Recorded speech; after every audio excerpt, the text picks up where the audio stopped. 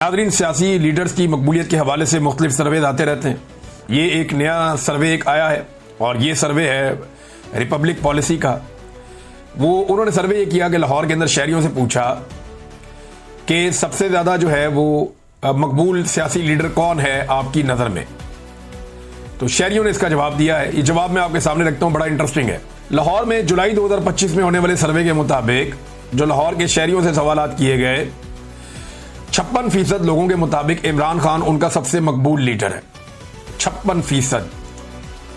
और उसके बाद दूसरे नंबर पे नवाज शरीफ साहब हैं और हालत उनकी ये है कि वो 17% पे रह गए हैं लाहौर में।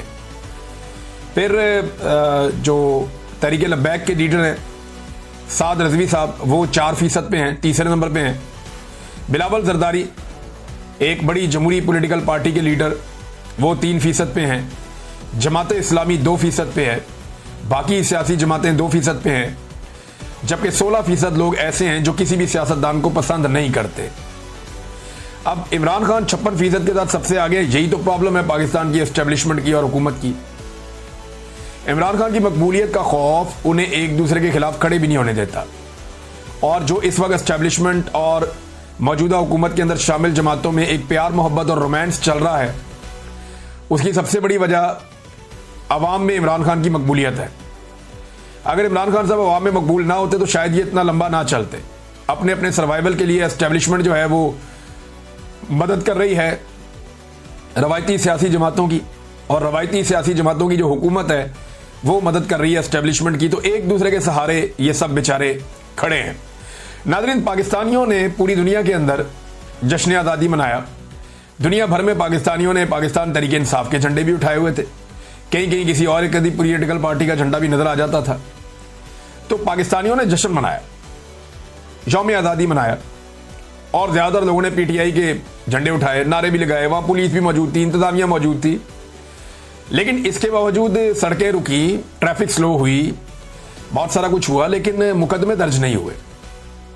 पाकिस्तानियों पर मुकदमा दर्ज नहीं किए गए पूरी दुनिया में, क्योंकि वो पाकिस्तान का यौम आज़ादी जो है वो मना रहे थे। लेकिन पाकिस्तान में पाकिस्तानियों पर मुकदमे दर्ज कर दिए गए यौम आज़ादी मनाने पर, क्योंकि वो एक पॉलिटिकल पार्टी को भी साथ में सपोर्ट कर रहे थे और हुकूमत उस पॉलिटिकल पार्टी की मुखालिफ है।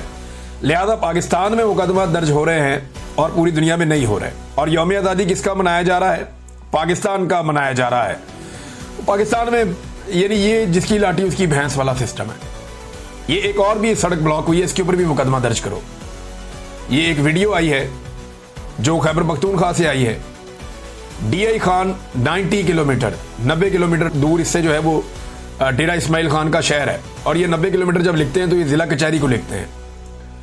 तो बिल्कुल वजीर आला खैबर पख्तूनख्वा के जिले के बिल्कुल साथ ही मेन हाईवे मोटरवे के ऊपर ये अस्करियत पसंद दहशतगर्द जो है ये रक्स कर रहे हैं। टीटीपी जो है वो वहां पे रक्स कर रही है, इंजॉय कर रही है। सवाल यह है कि इनको वहां लेकर कौन आया? सवाल यह है कि इन्होंने बॉर्डर कैसे क्रॉस किया?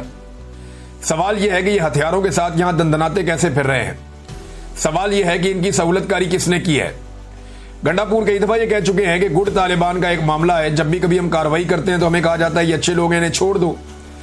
तो कहीं ये गुट तालिबान तो नहीं है? और अगर ये गुट तालिबान नहीं है और बैड तालिबान है तो फिर ये यहां क्या कर रहे हैं और ये यहां पहुंचे कैसे? और कोई भी कैसे किसी सड़क के ऊपर खड़ा होकर रक्स कर सकता है सड़क को बंद करके? और दिन दिहाड़े का टाइम है, आप अंदाजा करें, कोई रात का वक्त भी नहीं है। ये नाज़रीन सूरत हाल है पाकिस्तान में। अब पता नहीं ये वीडियो किस मकसद के लिए बनाई गई है और किस मकसद के लिए इसको वायरल किया गया है। लेकिन पाकिस्तान की सिक्योरिटी फोर्सेस की एक बड़ी नाकामी है कि जिन्होंने बॉर्डर कंट्रोल करना था वो दहशतगर्दों को कंट्रोल नहीं कर पाए। हालांकि पाकिस्तान ने अनाउंस किया था कि सारे दहशतगर्द पाकिस्तान से जा चुके हैं, पाकिस्तान में दहशतगर्दी क्लियर कर दी है, कोई दहशतगर्द पाकिस्तान के अंदर मौजूद नहीं है, हमारे पास कोई नो गो एरिया नहीं है। फिर इन लोगों को वापस कौन लेकर आया? इमरान खान पे इल्जाम लगाते हैं, आप मीटिंग्स के मिनट्स उठाकर देख लें। मुराद सईद 2022 से चीख रहा है कि इनको मत लाओ, इनको मत लाओ, इनको मत लाओ। शानदाना गुलजार कहती है कि जनरल बाजवा का यह मंसूबा था कि टीटीपी के लोगों को लाकर पाकिस्तान तहरीक इंसाफ को कमजोर करना है, फारग करना है 3 साल में। और आपको सड़कों के ऊपर ये लोग दंदनाते हुए नजर आ रहे हैं। ना कोई सवाल करने वाला है, ना कोई जवाब देने वाला है। हालात तो ये हो गए हैं। अस्करियत पसंद है वो बंदूकें उठा के जनाब वहाँ पे मज़े से रक्स कर रहे हैं, वहाँ पे घूम रहे हैं। नाज़रीन, कुछ चीज़ें मैं आपके सामने रखता हूँ कि पाकिस्तान की हुकूमत की तवज्जो किस तरफ है। तो पाकिस्तान के अंदर जो बेहतरीन सब्सिडीज़ दी गई थी इस साल, वो ट्रैक्टरों की खरीदारी पर दी गई थी कि अगर किसान ट्रैक्टर खरीदना चाहते हैं तो हम उन्हें सब्सिडी दे रहे हैं, किसान ट्रैक्टर खरीद लें। लेकिन लगभग 22 साल के बाद पहली मरतबा ऐसा हुआ कि पाकिस्तान में किसानों ने ट्रैक्टर नहीं खरीदे। बहुत ही कम लेवल पे आके किसानों ने ट्रैक्टर खरीदे हैं। ये मेरे पास 2003 से लेकर अब तक का डाटा मौजूद है, और ये डाटा अगर आप देखें तो Pakistan tractor sales drop to 22 years लो।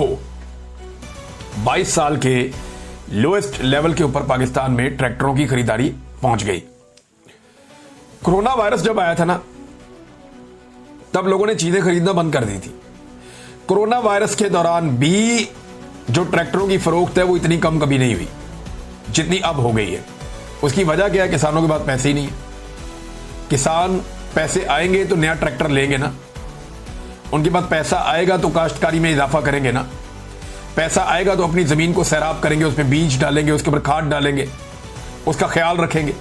किसानों को जिस तरह इन्होंने भूखा मारा है उसका नतीजा यही निकलना था।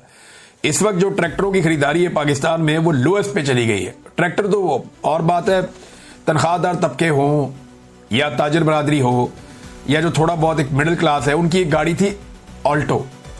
ये पाकिस्तान में सबसे ज्यादा बिकने वाली गाड़ी है, और इसकी जो सेल है उसमें 75% तक कमी आ गई है। 75%।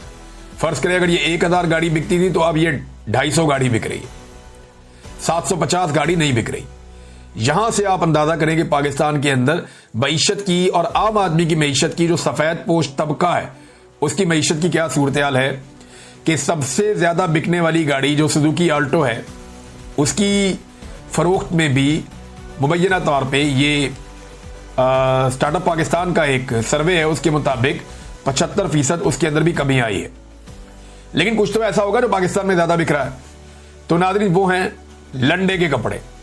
लोग नया कपड़ा नहीं खरीद सकते, लोग बाजार में जाते हैं, नए कपड़े बहुत महंगे हो गए हैं और आम आदमी की पहुंच से दूर जा रहे हैं। लिहाजा लोगों ने लंडे की जो मसनूआत हैं, जो कपड़े हैं, वो पहनना शुरू कर दिए और गुर्बत लगभग 44% तक पहुंच गई। उसके बाद लंडे के इस्तेमाल शुदा कपड़ों की इंपोर्ट में तारीखी इजाफा हो गया है। यह डॉन अखबार की रिपोर्ट के मुताबिक 2025 में लंडे के इस्तेमाल शुदा कपड़ों की इंपोर्ट में रिकॉर्ड $511 मिलियन खर्च हुए हैं। लंडा बाजार गुर्बत का शिकार होने वाले पाकिस्तानियों का गढ़ बन गया है। यह है नाजरीन पाकिस्तान में गुर्बत की सूरत हाल जो इन्होंने पाकिस्तान के साथ कर दिया, और ये कहते हैं हमने मईशत ठीक कर दी, हम पाकिस्तान को बेहतर कर रहे हैं। ये आप पाकिस्तान को बेहतर कर रहे हैं कि पाकिस्तानी पुराने कपड़े इस्तेमाल शुदा पहनने पर मजबूर हो गए हैं। वजह क्या है? वो नए कपड़े अफोर्ड नहीं कर पा रहे, और 44% लोग जो है, लगभग आधा पाकिस्तान गुर्बत की लकीर से नीचे धकेल दिया गया है।